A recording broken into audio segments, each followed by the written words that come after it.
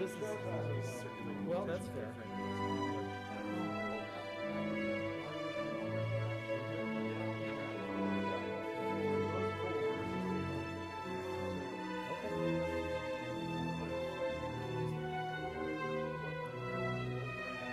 Right, yes.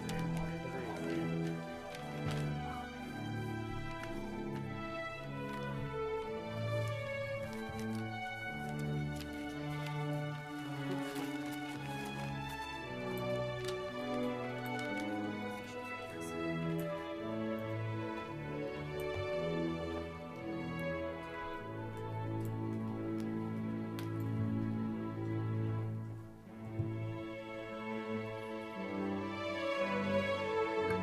He never goes home.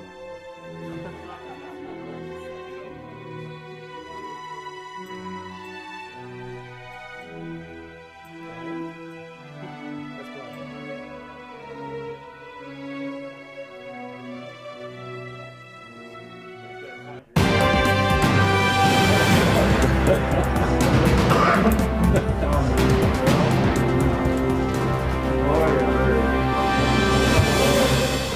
If you use Peter Mesner's names, he'd find it. Can't, that email address. Mark's does theoretically. Does it? Changing Comes to my email, so personnel. I know. It all gets bounced to you, 20,000 yeah. emails now, but. It's probably has more to do with the 75-year-old brain than the. Hey, watch it, there are several of us here crowding in on that. Yeah. I was gonna say, there are crowds that make that joke. Actually, it's not quite 75 years old yet, but it's getting close.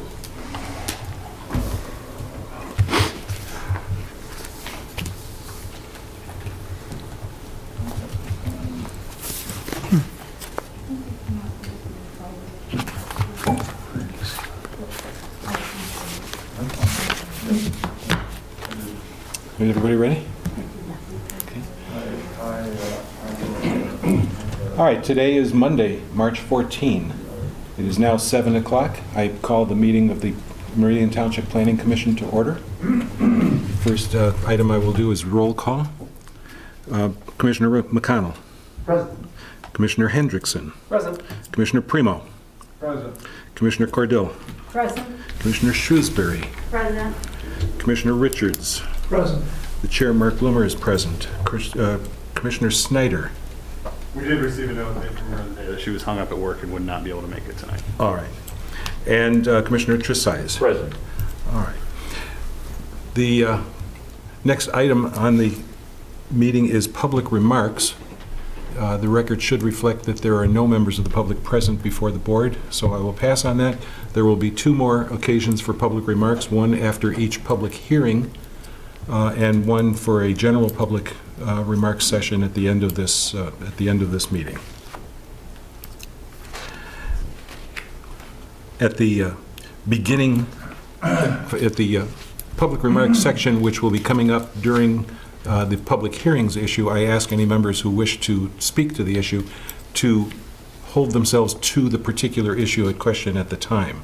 During the general public remarks period at the end of the meeting, the public is free to address any issue that they care to. All right, now, the next item will be approval of the agenda. So moved. Is there a second? There is a second. Moved.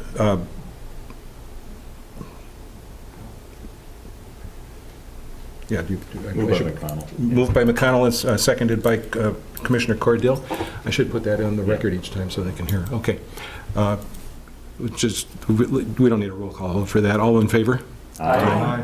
Any opposition? No opposition. The motion passed. The agenda is approved. Next, we have approval of the minutes from the February 28, 2022 regular meeting. Is there a motion for that? I move to approve. Vice Chair Tresize moves to approve. Support. Supported by Commissioner Hendrickson. All in favor? Aye. Any opposed? No. All right, the agenda has been approved, and the minutes from the February 28th meeting have been approved. Communications, are there any communications?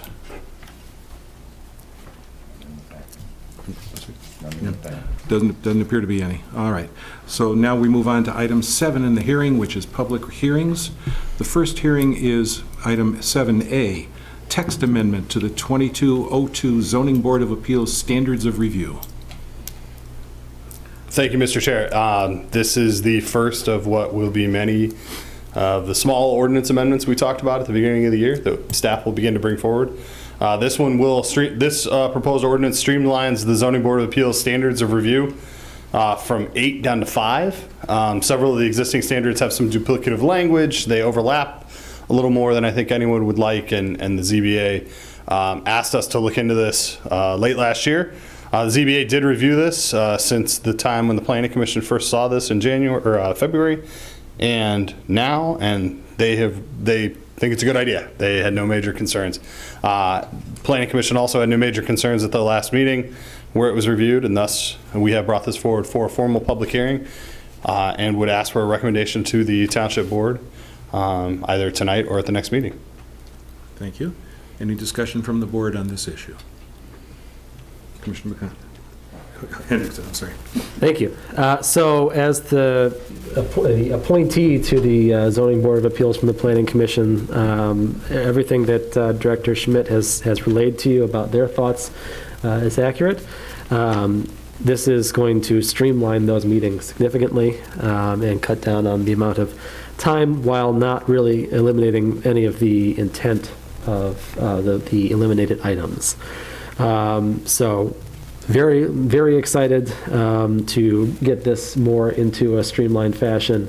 Hopefully we can cut those meetings down from 3 hours to 2.5.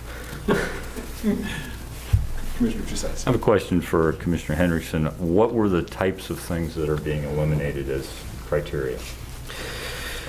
I don't need a detailed one, but just the type of... Well, so a number of them were split out into 2 items and consolidated down to 1. So for example, the unique circumstances exist that are peculiar to the land or structure that are not applicable to land or structures in the same zoning district was 1. And the unique circumstances described above are not self-created. So we've consolidated that down. And it had been that we were considering each of those items separately for each case that came before.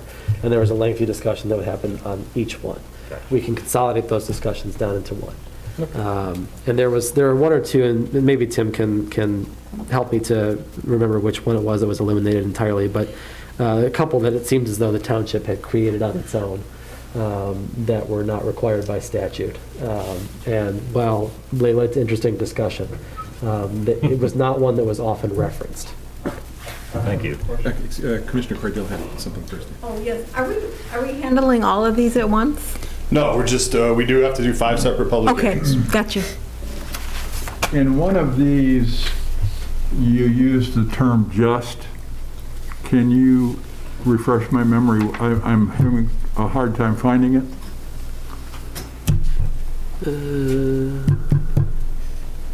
Let's see, justice in number 3. Justice, thank you. Number 2? 3. So, yeah, subsection 3 provides substantial justice. So this is, so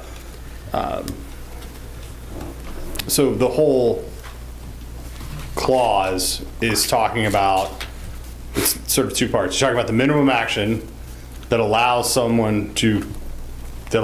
person to carry out on their property the action, which is both in keeping with the spirit of the ordinance, securing public safety, and providing them substantial justice. So you're not giving them everything they want necessarily because they're looking for the minimum action necessary. You're still giving them sort of quote unquote justice under the ordinance. And I think that the use of the term justice is not appropriate because it's too subject to all kinds of interpretation. I think it's a clause that's not needed. I think we've been very clear that we want to do things in keeping with the township values and et cetera, et cetera. I just think what I think is just might have nothing to do with what you think is justice. And so for me, it's a legal term that really doesn't add anything. And I think that it only would tend to create confusion if somebody wanted to push it that way. So in my opinion, that particular phrase should be removed.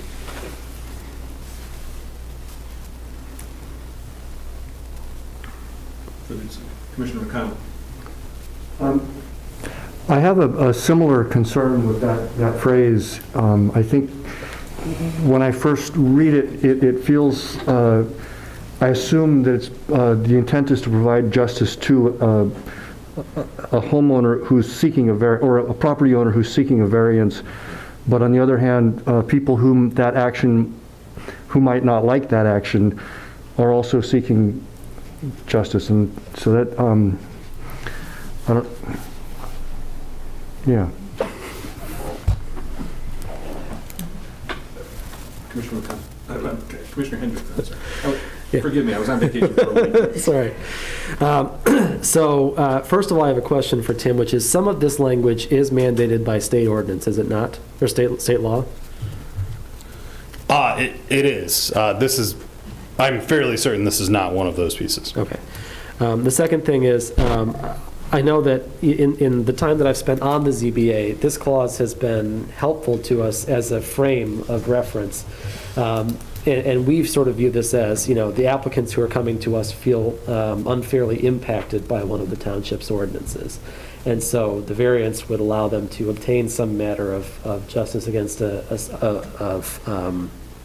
ordinance they feel has somehow impacted them differently than was intended by the township board and the folks who enforce it. And so, for me, I'm fine with it the way it's written here. I certainly see the point that the other commissioners have made. It's not something I'm going to tie myself to permanently, but I have found that it's been a helpful clause to at least frame the discussion in those meetings. Commissioner Cornell. I had a question, and I don't know if this is appropriate. Is relief a reasonable term, an appropriate term? I don't mean relief in the sense that nothing is applied, but some sort of balance of relief or some, I'm kind of, you know what I mean? There's a little discretionary area, and can we search for a word like that? Absolutely. Commissioner Richards. Yeah, I was thinking along the same lines, balancing competing interests and balances competing interests, so that we're looking for a balance. And anyway, I throw that out there as, is it similar in the context of people that have experience in a ZBA? If I may make a suggestion, justice is often compared to fairness. And if you just substitute the word substantial fairness instead of justice. I have the same problem with the word fairness. Okay. Because what's fair to you is not fair to me. And I like what Jerry's suggesting much better. Say that again, Jerry. Balances competing interests. Yes. That to me makes much more sense than justice or fairness or relief or any, because we can talk about balance, and we can talk about the fact that in terms of your committee's needs, that we needed to make things as even as we could, and that is about more, in my mind, of a balance issue than a justice issue. Other comment, Commissioner Tresize. Going back to Commissioner Cordell's statement about relief, I looked at that too as a possibility, but given that this isn't automatic, this would be granting a variance to provide some relief, and that might not be what the decision is. So to imply that there would be some relief granted, even at a minimal level, is probably paints you in a corner somewhat.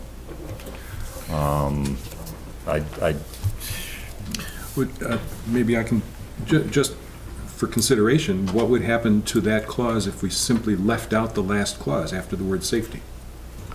That's where I was. Yeah, that was the original concept. All right. Are there any motions to present? I'm sorry, Commissioner Schuster. I'm just looking at the whole part of number 3, subsection 3, and I think all of the words that follow are defining the minimum action necessary too. And so I think balance competing, I think I would support what Commissioner Richardson said to change it. But I think it's also important that it's not standalone justice. It's justice in support of this variance as the minimum action. Commissioner Hendrickson. Thank you. So, yeah, when we consider, say, a variance on a setback, for example, on a yard, the operating clause here that we're working on is the minimum action necessary, right? Just to provide the relief or the justice or the balance or whatever it is. So if someone comes and asks for a 20-foot variance from our setback rules, and we determine that, we can get essentially the same relief to them by doing a 5-foot variance, we will sometimes, make that change so that it's a 5-foot variance instead of a 20-foot variance. The minimum action necessary to provide them some measure of justice, fairness, balance under the ordinance. And so it really is, it's sort of determining is what they're asking for the minimum amount necessary to provide them what they're seeking, right, under the ordinance. Commissioner Primo. Which I think you clearly stated without the need for the use of the term justice. Because, once again, I may or may not think your decision is a just decision, whether it makes sense or not, in terms of my yard and my house and my dog or whatever. And so either it's a phrase that's not needed, or I'm fine with balancing competing, points of view or whatever. Something like that is at least an effort to say we've taken in everybody's issues. We've tried to consider everybody's issues, Let me do this, just for the sake of clarity in the record. Let's take an initial straw vote. How many people present wish to approve and send it on to the township board in its current form? Say aye. Aye. Aye. 2 ayes. Those opposed? 1, 2, 3, 4. 1, 2, 3, 4, 5 opposed, and 1 abstain. I'm on the fence. All right. Is there a motion anyone would like to make to suggest proposed amended language? So I think what I would suggest at this point is, given that this is just the public hearing, no motions are necessary. Okay. Give us an opportunity to look into this, because this was not something we had proposed to change. This is existing language that's been in the ordinance since 1974. So we not fully prepared to change this one on the fly right now. So give us an opportunity to look into it after we've held the public hearing, and we will bring some revised language back to the board. Commissioner Shrewsbury. Can I ask a quick question, just for Absolutely. clarity? In the draft that we have that's redlined, there are some text that's added or struck that's red and some that's blue. Is that just a matter of different editors, or is there a distinction between those two? Just a matter of different editors. Got it. Thanks. I was at the front desk one day working on this one. Sorry to distract from that proposal. I support what you proposed. I'm good with that. With the current language? I'm good with giving them an opportunity to Oh, I see. look into All it. right. Commissioner I Truscott. would point out that by eliminating that clause does not eliminate the concerns for the neighbors. If you look at all 5 pieces together, there is a weighing implied for impact on neighbors and following the ordinance. So that may be superfluous language that could end at the end of, before that. Commissioner Hendrickson. Yeah, and see, the way I have viewed this is clause 3, as it's written here, is the arbiter between the person and the ordinance, whereas clause 4 sort of weighs the applicant versus the surrounding area and the neighbors, right? That's how I've always viewed those 2 items when we come across them in discussions. But I think I would prefer generally that we find some way to address it without striking that clause entirely. We could find a word that's more suitable if balancing competing interests is what we go with, or something to that effect. That's fine. I do think it's the better we frame this in the general guidelines, the easier those discussions are for that body. The more vague it is, the more difficult it is, right? And so, as an example, unique circumstances, or not unique, practical difficulties has been an issue that we've discussed time and time again. Well, what is a practical difficulty, right? And that may, again, be something that's required by state law. I don't know. That is. That is. Okay. That is very clearly the standard. Right. But it's left open to interpretation because everyone's got a different definition of what a practical difficulty is. And so as few of those as we can muster would be helpful. My own opinion on this, and I haven't yet expressed it, is that the phrase "provide substantial justice" does exactly the opposite. It throws vagueness into the ordinance, which otherwise would not be there. It's an invitation to argue over whether or not justice was provided. And my own position on this would be either eliminate it entirely or use Commissioner Richards' suggested alternate language, which I think is highly appropriate. Commissioner McConnell? I think I agree with you. The clause right before that, secure public safety, seems like it could also, right, in balancing the applicant's needs and the general interest of the public. I like that idea of balancing, and I think that's what that public safety is in there for. I also, in clause 2, I'm particularly fond of the part that was struck out, that the alleged practical difficulties which will result from a failure to grant the variance would unreasonably. That language should be stricken just on grammatical. Yeah, I would like to compliment the staff. I think you've done an excellent job on this in simplifying and clarifying grammatically imprecise language. I think it's really a very good job overall, but I do agree with the suggestion to amend that particular phrase in paragraph 3. We will find some language and bring it back to the board. Commissioner Cordell? Just one more. Can we speak to general welfare? I mean, there's the individual property owner, and then in this instance, maybe it's the neighbors who may or may not feel that their neighbor should have gotten that kind of judgment on their application. So, isn't that what 4 and 5 do? I think 5 does. 5 does, yeah. So general welfare is a term, I believe, that's referenced in the state enabling legislation. I'll need to look into that. Okay. I know it's in planning legislation. Yeah. I was just thinking that, because like secure public safety, I'm trying to think of a particular instance of that. I mean, you think building codes and fire codes definitely address that, but I'm just trying to search. It helps me to, and maybe our former Chair Hendrickson could give us instant examples, or you, Director, of securing public safety in an issue where you might be asking for Sure. less restrictive or application of the ordinance, I guess. Well, one of the examples that I would give is from my previous job. We had a request for a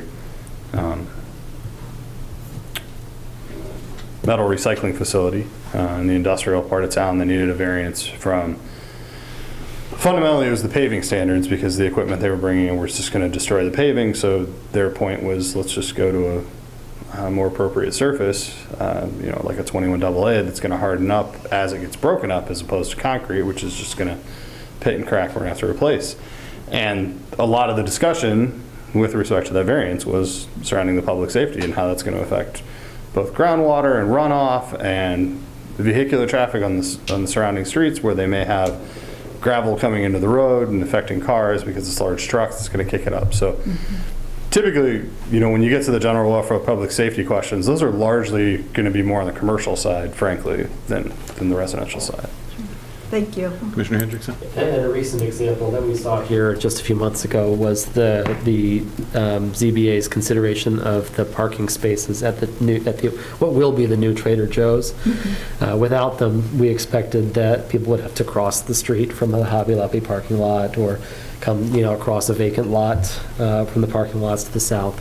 And so there was a discussion about public interest and public safety by having those parking spaces be on site as opposed to somewhere else further away where they might have to endanger themselves crossing a road. Any further discussion on this? So the matter is then referred back to staff for...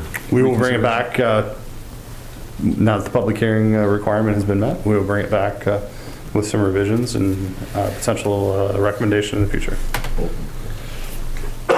All right. This item of public hearing is closed at 7:25. I lost my place on that.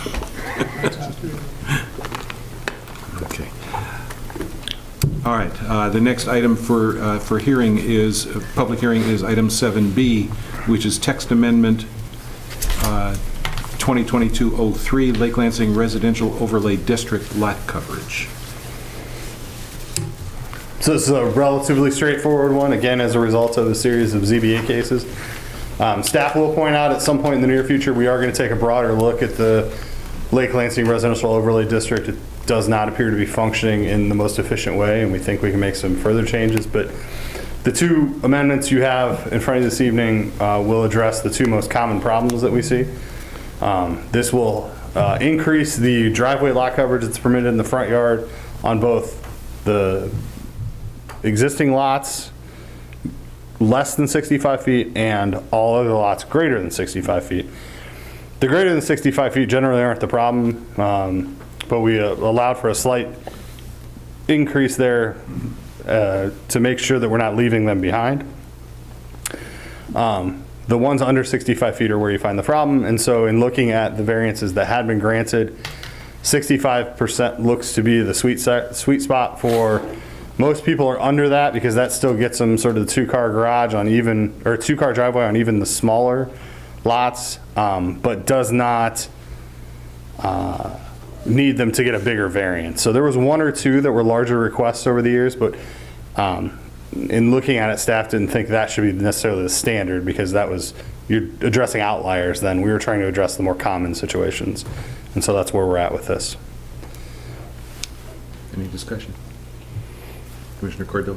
What is the typical width of basically a two-lane driveway? Yeah, so if you,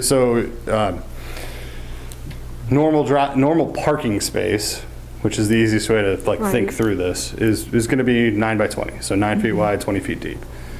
Some places make them 10 feet. It gives you a little extra space, elbow space for your doors. Sure. So typically with a driveway, minimum is going to be 18 feet wide. Okay. Now, most people will tell you that we need a little extra space because you can't get two cars that close together in your driveway and still be able to get out either the driver or the passenger side into the middle. So you need a little extra space. And I think that's largely what we started to see, is we started to see these people that were adding 1 and 2 and 3 feet on the edge of their, when they redid their house, they were adding a little bit on the edge of the driveway and it was knocking over the lot coverage. And so I would tell you that most modern driveways that are built in new houses, they're gonna be 20 feet wide. It's pretty straightforward nowadays. I don't know if this plays into, I thought this one thought of mine might help reduce that, but I don't know if people are willing to live with it. I've seen it where the driveway is flared by the garage, but then it narrows sufficient enough to pull out. I mean, not that you're going to pull out two cars simultaneously, but to pull out one car at a time. So that works, and we see that in a lot of subdivisions actually. It works really well because if you have the 8 to 10 feet to go around the side of the house, because that's, people tend to park their like extra vehicles or their boat or whatever along the side of the house. In these tight lots around the lake, it doesn't do as much for someone because you're really only working with, in some cases, only a 20-foot deep space anyway. So if you flared it out, by the time you cut the flare back, you're halfway into the road. To get it to neck it down. So most of these driveways end up just being rectangular slabs that pull out into the road because there's just not space. Are you saying that the depth is too shallow to really make that? Yes, around the lake the depth is generally too shallow because one of the things we found is most of these lots also have a specific setback off of the lake that they're required to meet. That's well in excess of anything that we would require. Okay. And so everyone is pushing their house, as close as they can to the Sure. roads while still having some driveway to park in. Okay, thank you. I You're wanted welcome. to ask about that. Absolutely. Any further discussion on this issue? No? Raise your hand. All right. Close the discussion? So do we vote to refer it, or, A straw poll, maybe? yeah, do we need a straw poll then? All right. Let's hold a straw poll to see whether or not we recommend referring this in its current state to the Township Board. All those in favor, say aye. Aye. Opposed? Nay. All right. Record should reflect the straw poll favored sending this language in its current format to the Township Board. We'll close this discussion at 7:30 and move on to item number 3. On public hearings would be item 7C, which is text amendment 2204. Wait a minute. Did I skip? No, that's it. All right. Lake Lansing Overlay District front yard setbacks. So this is the other piece of the Lake Lansing amendments we're proposing right now. This takes, and instead of a straight 20-foot setback, that remains in the ordinance, but it's allowing for an option to reduce that setback to the average of the setbacks of the houses within 150 feet. This is actually borrowed from another part of the ordinance. This concept already exists in our ordinance, and so we've clarified it a little bit and brought it to the Lake Lansing District to address the setback concerns that the ZBA was seeing. Commissioner Shrewsbury. I have a sister and several friends who live on lakes, and they're all very insistent that their front yard is the one that faces the lake. So is this going to be clear that is the setback from the lake, or is it from the street? By definition, it is from the street. Okay. Yes. They'll all be confused by that, just because I know lake people. I've heard that as well from everywhere I've been, but the setbacks by zoning code are always from the street. Got it. Thank you. Commissioner Hendricks.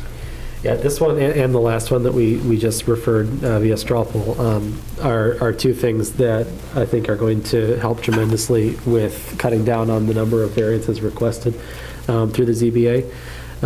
If you drive around the lake, especially on the roads that are directly, houses are directly on the lake, it's a real hodgepodge of distance from the road when it comes to this front yard setbacks. This will help to homogenize that a little bit. And so I'm pleased that this language existed already and that we can implement it here. I think this is a pretty neat solution to a problem that could have been a lot harder to deal with. So I'm supportive of this as it's written. A lot of that variance probably depends on the age of the house. There's a very wide variation in age of the buildings along the lake frontage, and this probably is a result of that.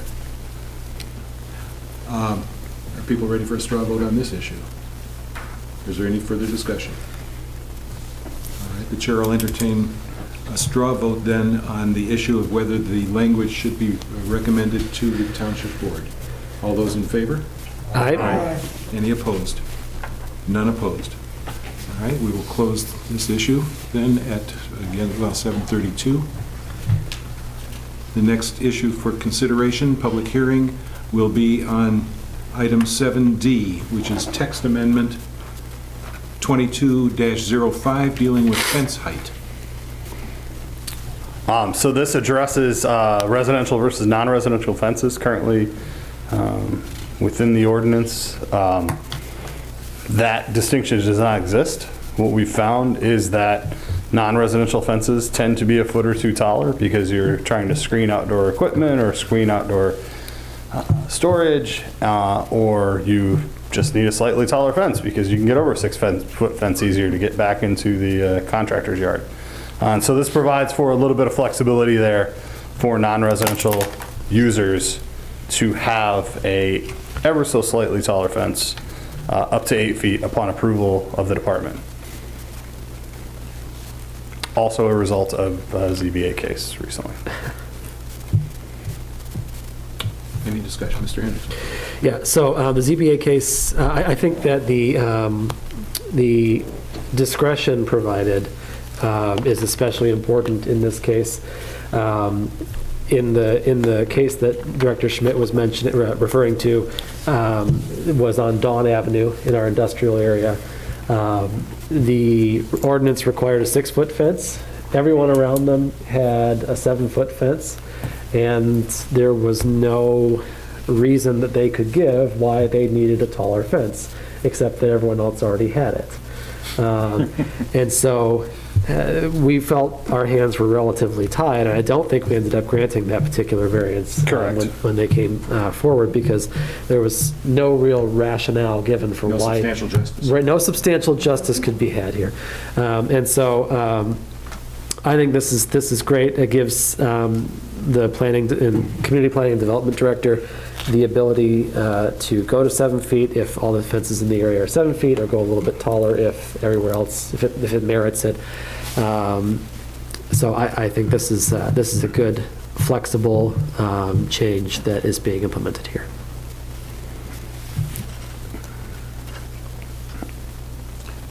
Is there any discussion on the particular issue of having the Director of Community Planning have first authority over making that decision? Or is that specifically what you're looking for at the Zoning Board of Appeals? It's the kind of thing that I don't know that it would necessarily need to rise to the level of coming to the Zoning Board of Appeals. I think it's sort of thing that might be handled at a site plan level ordinarily with the Director of Community Planning, and I think that this is appropriate in this case. Commissioner Tresize. Just for a point of clarity, if the planning office denied an 8-foot fence, could they then appeal that to the ZBA, or would it be done there?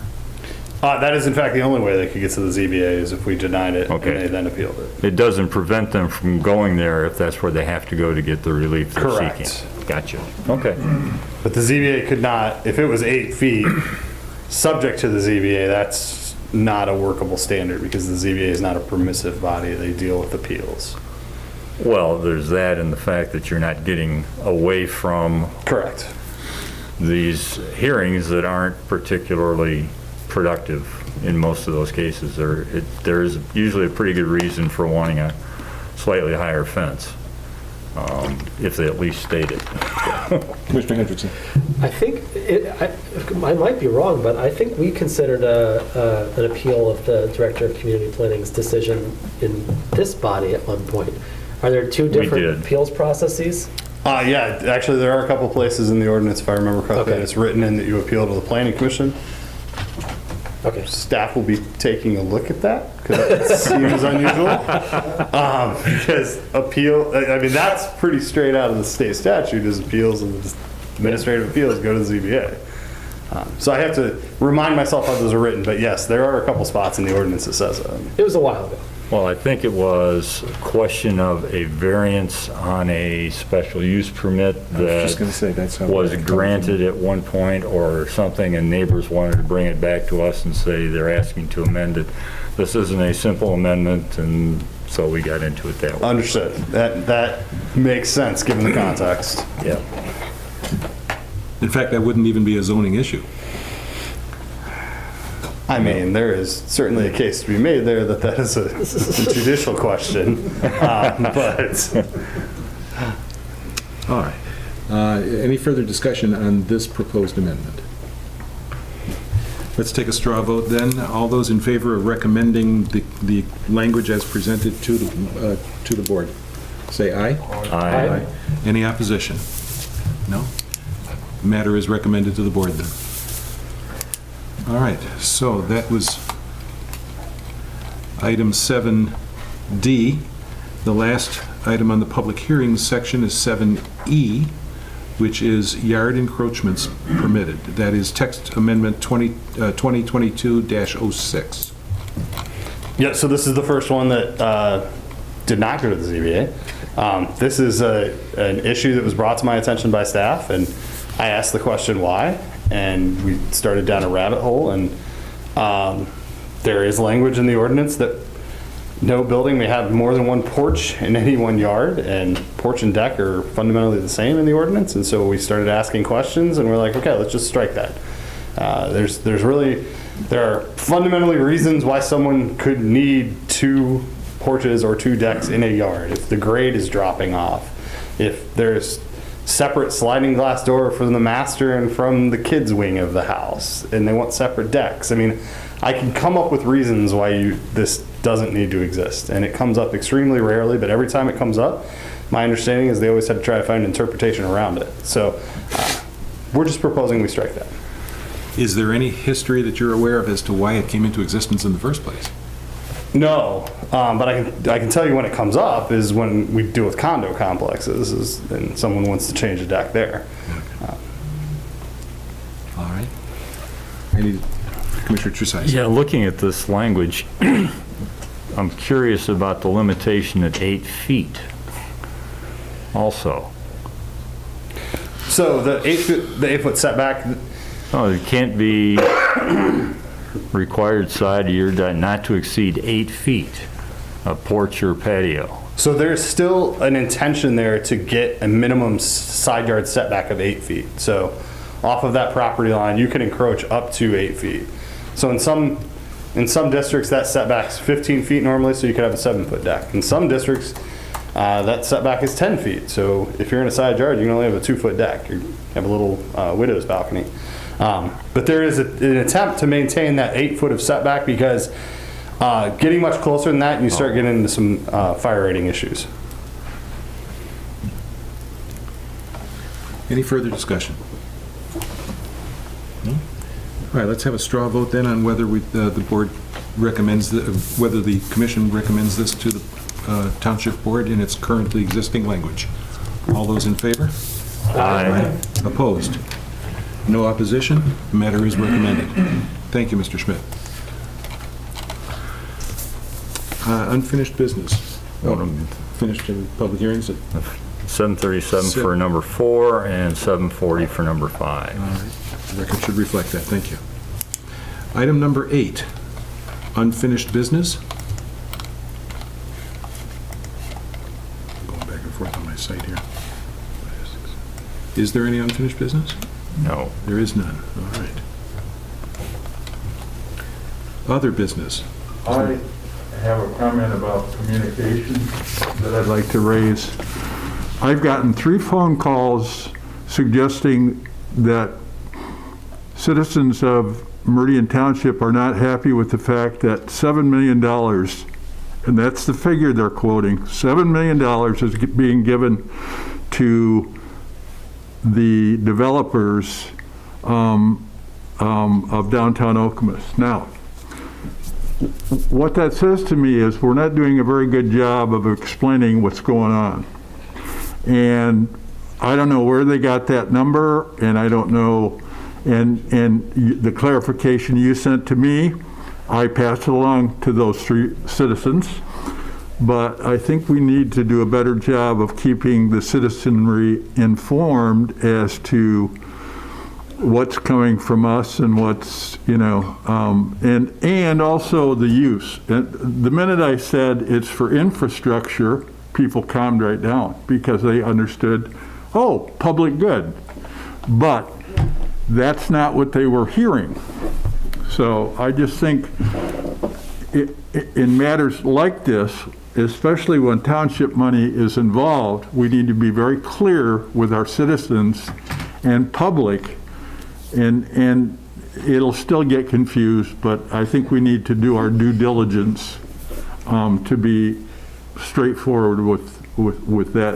And I will bring it up again Thursday with the BRA committee because it's an issue that directly impacts them. But I just think communication-wise, we need to do the best we can. And So I would just, I would say that this is one of the parts of the new website that is as up-to-date as anything and will be kept up-to-date as anything. Communications Manager Yates has done a phenomenal job of working on this development piece specifically and the Village of Okemos piece specifically. Be happy to talk to any residents that have any questions, but our website is up to date and we'll continue to have the most up-to-date information that we can get out there. And part of what I did was to refer to, I said, you're talking to the wrong, we're not making that decision on my commission, so you're not talking to the right person. They got my name from a friend of mine who said, "Oh, call Primo. He owns the township." But anyway, so whatever we can do, and I agree that the website is a good one. Not everybody necessarily accesses it. I mean, I'm sure the State Journal would do a blurb, whatever communication vehicles we can access when we make these kinds of decisions. I think it's just taking advantage of all possible vehicles is a good idea, because public misinformation, as we all know, has been pandemic, to use a phrase. Yes. Just for what it's worth, there's very little local coverage anymore that I can see. I mean, I've been a planning commissioner in different communities since 1999, and I remember seeing people in the audience who I presume to be members of the press, and then you would see a newspaper article showing up. So maybe that's part of the issue too. People aren't reading local papers like they used to. I think we're losing something for that too in our civil. But anyway, that might be some of the issues. No, and to that point, Director Clark and I have a very good relationship with Bryce Airgood at LSJ, who's the local reporter, and I think there was an article already on the VOO. So we're trying to get the information out there, and we'll continue to do. And we are at the beginning of the busy part. Yeah. So and all three calls were from former business people from Meridian Township who thought, and the first thing they said is, they didn't give me any money. I mean, and it's sort of like, and so I'm just saying, I'm not faulting as much as I'm just encouraging. Absolutely. Commissioner Hendrickson. Thank you. Yeah, and I certainly can see where there might be some confusion around that. I think I find where they're looking at the 7.5. There's a request to the MEDC for 3.2 and a request to the Brownfield Redevelopment Authority for 4.3. This is off of the township's website. That doesn't necessarily mean it's being granted. Oh, right. I mean, I think I could be, I don't want to misstate and get the wrong information, but I believe that a smaller amount may have been referred to the township board from the MEDC. The MEDC is not involved yet? The MRF I'm sorry, item? Meridian Economic Development Corporation is what I meant to say. Yeah, no, and that item is up for discussion tomorrow night at the township board. The recommendation is substantially smaller than the original request. And also what people aren't aware of is a lot of the money that's being requested is coming from the state. If they saw the percentages in terms of what Meridian Township is putting up, it's a very small percentage compared to where other funding sources are coming from. And like I say, the minute you say it's infrastructure, they go, oh, that's the common good. I mean, the 1.25 million that's being recommended by the committee. And that was helpful information, and I appreciated that being shared because I immediately passed it along. At least one of those three people had done the follow-up to find that out, and the other two were still, rankled until they heard that. So, and I figure if there's three, there's probably more. Absolutely. Commissioner Cordell, did you have a comment?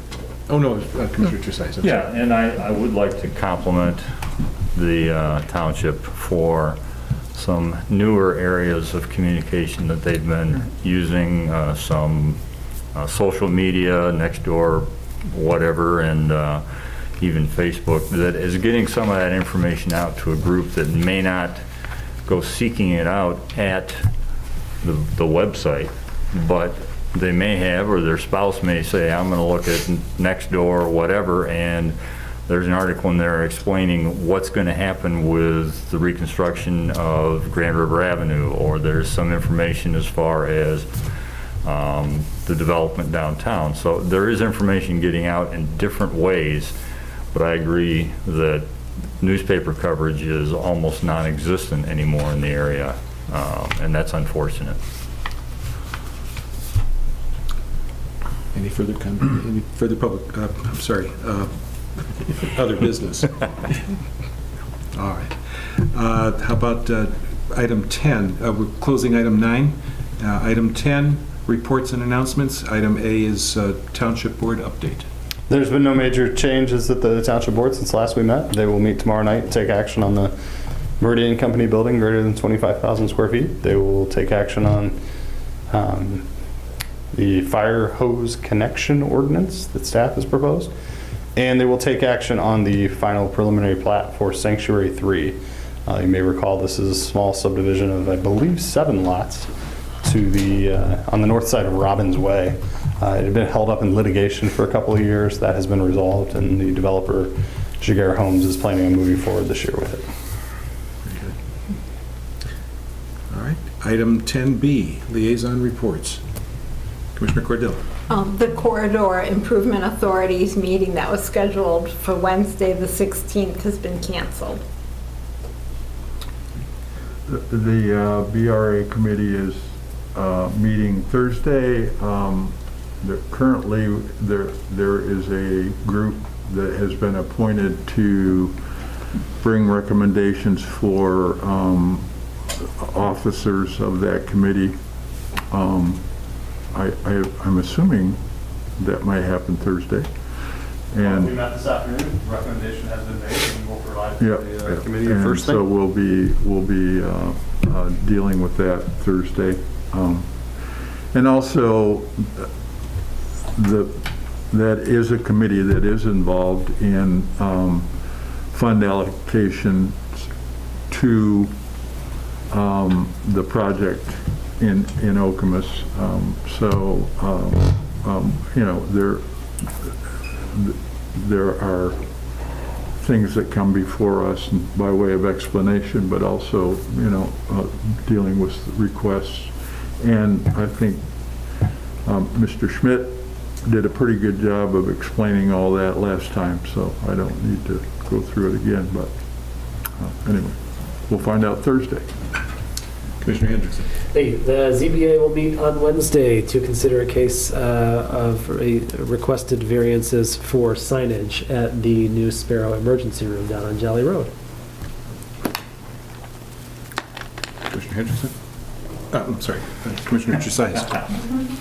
The EDC met, I think, a little over a week ago and recommended to the township to approve about $1.2 million for infrastructure improvements around the village of Okemos, mainly roads, drainage, retention ponds. And then I think that's going to the board tomorrow.